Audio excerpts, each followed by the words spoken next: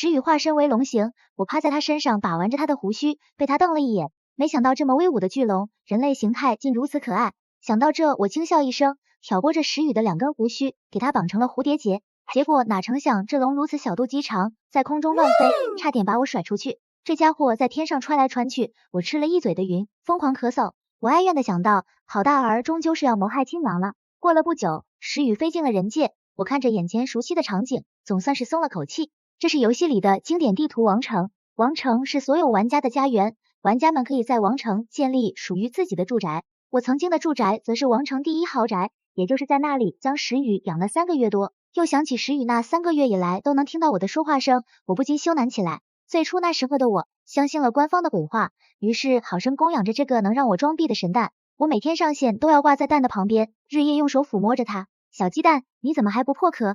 不会真要孵起来一只杀遍四方的小鸡吧？我的小鸡，我等你破壳等得好苦啊！直到有一天，我见它还没有破壳的动向，于是想让它去收集天地精华。我将它塞进了背包，与组队的队友一起开始探索新的地图。队友嘲笑我：你还把这只蛋当回事啊？你都快被论坛嘲笑死了。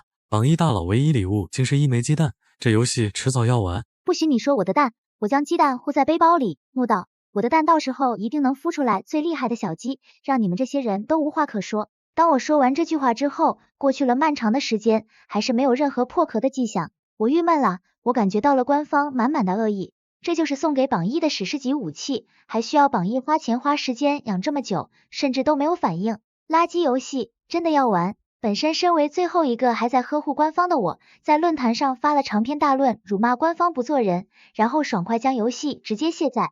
至此之后，便再也没有登录过仙侠奇缘。想到这，我看石宇的目光多了些慈爱。这可是我货真价实养了整整3个月的蛋啊！现实生活中我连宠物都没有养过。石宇感受到了我的目光，眉眼冷了几分。你这什么表情？我撇撇嘴，跟着石宇的脚步继续在王城走着。话说回来，石宇的初恋是怎么认识的呢？居然也在王城。难道石宇直到破壳都是那位姑娘养的？见证石宇破壳的人，也就是他的初恋吗？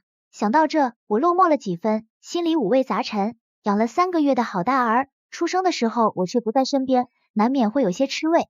但明明就是我嫌他丢脸，才将他抛下的，现在又做出这副假惺惺的模样，给谁看啊？我叹了口气，等到出游戏后，我一定要给石宇狠狠氪金，让他做仙侠奇缘里最幸福的龙。石宇带着我走到了一处住处前，那房屋一看就多年没人居住了，但我定眼一看，这不是我家吗？随后石宇眼底蕴含着一抹笑意，站定于我的邻居住宅门前，那建筑简直就像金碧辉煌的宫殿一样。就是这了。你初恋住这里吗？不是。他的眼角微微弯了弯。这是老子送给他的礼物。他自顾自地继续说道。攒了500年的钱，才给他买了处人间的住宅，可那蠢女人却不喜欢老子，甚至消失了这么多年。你说说该怎么办？他的眸子微沉，转头走向了我。此时我与他的距离只有几寸，近的可以感受到我与他的呼吸间正在灼热的缠绕。我不禁老脸一红，后退了几步。是不是我哪里做的不好？他走的那样彻底，甚至连他的面都没见过。他曾经那么期待我的出生，为什么不愿多等片刻？我是个傻子，也能听出石宇的心上人是谁了。石宇的喜欢是弥足珍贵的情感，不应该给我的。毕竟我很快就会离开游戏，再也不会回来。也许他只是不喜欢你呢。石宇愣住了，他脆弱的反应像只弱小的野兽。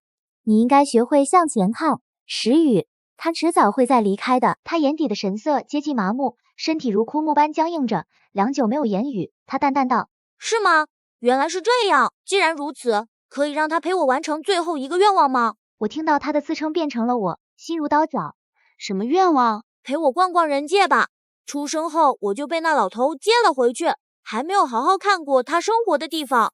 好，我们在人界四处周游。这几天和石宇的接触下来，我还是第一次见他眉眼如此柔和。你知道吗？那3个月以来，我一直在想你究竟长什么样子。如果不是你的声音，老子都怀疑你前后是2个人了。怎么会有人变脸会这么快？他买下了2串糖葫芦，一串塞给了我，一串自己咬上了一口。没想到他连我随口说的话都还记得。那是有一次在宿舍里，我打开游戏后看见了 NPC 在贩卖糖葫芦，我也很想吃糖葫芦，点了外卖，但外卖的糖葫芦一点都不好吃，不如妈妈自己手做的。我想着想着就有些怀念死去的妈妈了。我叼着糖葫芦，泪已决堤。我就这么哭了一个下午，最后喃喃道：好想吃糖葫芦。我捧着石宇送给我的糖葫芦，大口大口吃了起来。喂，你他手忙脚乱地擦拭我的眼泪，在现实生活中，从未有人如此关心过我。小的时候，我的妈妈就去世了，爸爸并不关心，只是一味的给我钱，仿佛这样就算是他的安慰了一般。我一直在接受精英教育，每天的生活就只有学那些无聊的课本。在大学期间，舍友的安利下，我爱上了打游戏。在游戏世界里，我感受到了从所未有的自由。我开始玩很多款游戏，乐此不疲。逐渐的，我发现我好像挺孤独的，于是我开始花钱招募队友，陪我打一把游戏，我就会给钱。久而久之，有很多人都来陪我打游戏，但没有人和我做朋友，他们只会叫我金主爸爸。毕业之后，爸爸便要求我商业联姻，我同意了，卸载了所有的游戏，准备去完成我人生后半段的任务。但如果真的有人真心喜欢我的话，我一定不会辜负他的。看着眼前石宇的一片真心，我不由得耻笑自己起来。林之冉，你可真矫情。他只是游戏设定又如何呢？他是有意识的，他是真心在喜欢你。既然如此，你为何不能接受呢？出了游戏后，石宇也会依旧在游戏中一直陪伴你啊。想到这，我再一次捧住了石宇的脸颊，我暗下决心。石宇，我改变主意了。我刚想继续说着，一簇光影在我眼前闪过，毫无预兆的，我被一股无形的大力弹飞了出去，紧接着失去了意识。当我再次醒来的时候，我居然躺在医院的病床上，我穿回来了，好像做了一场梦，梦到了养了一条500岁的老龙。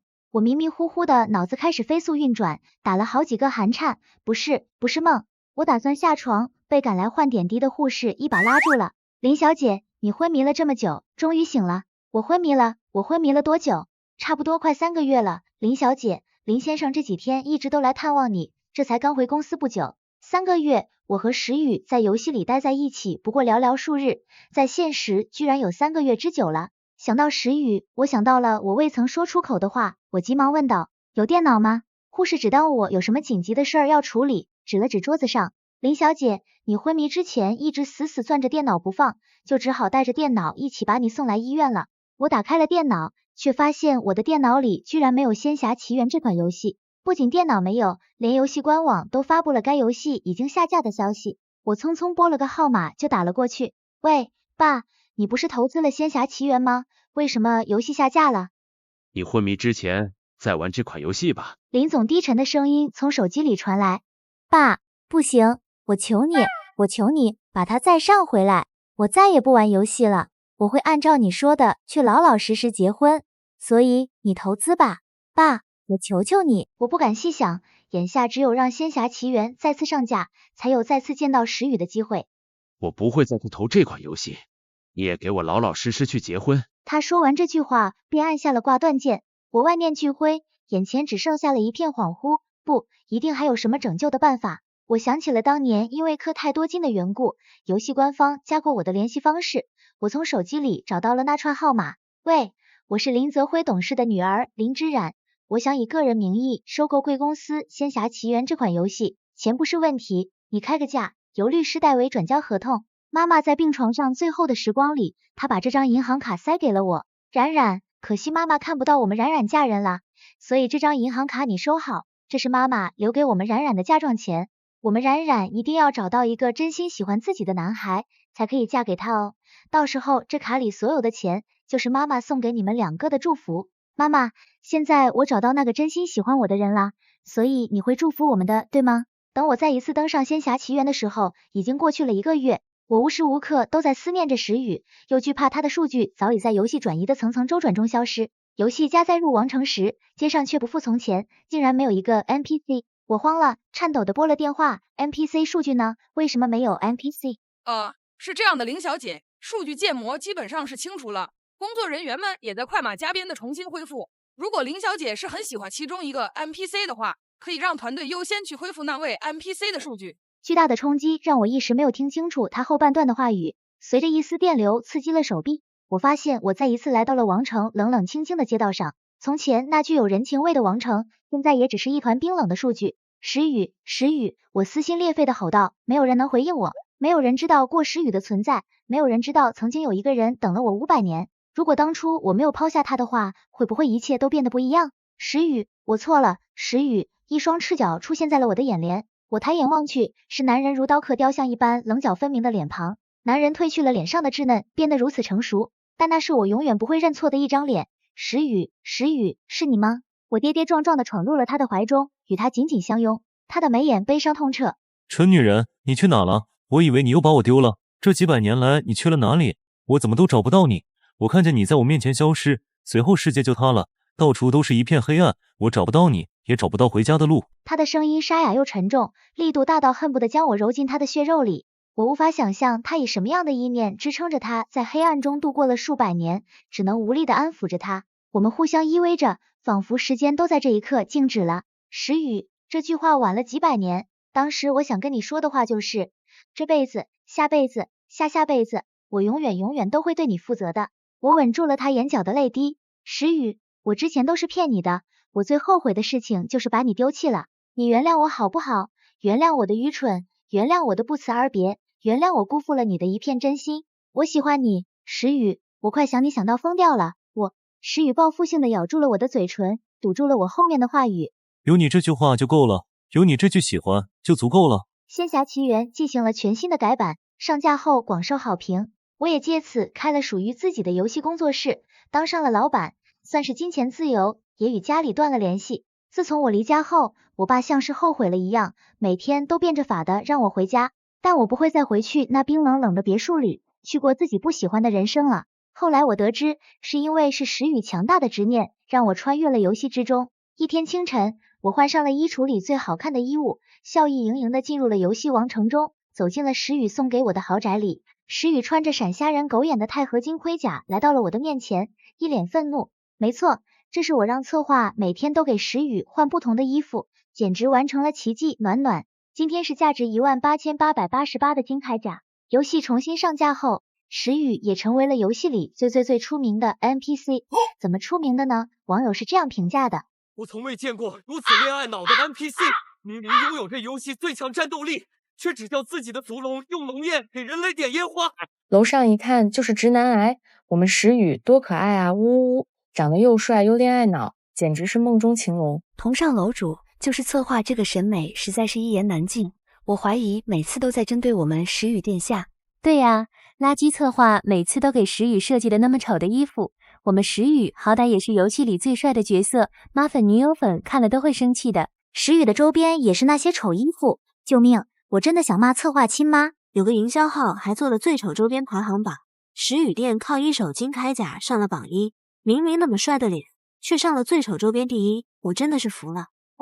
看来石宇的出名有一半确实有我的原因。被网友尊称为石宇店的蠢龙，红着一张脸对我无能狂怒。能不能给老子换身衣服啊？你这蠢女人！我觉得好看。明天你想穿什么呢？我们石宇殿下。我笑着揶揄，他直接一把把我拖住，进入了他的怀中。还笑？听说老子在你们世界被评为了最丑周边，呵呵。我看着他逐渐不怀好意的眼神，突然有了一些惶恐。